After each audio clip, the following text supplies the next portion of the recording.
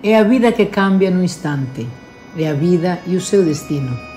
É o inesperado cambio de rumbo, pero pola cultura xuntos seguimos. Agardamos con esperanza estar en Galicia no vindeiro ano. Oh Santiago, Santiaguinho, guíanos, lévanos neste camiño.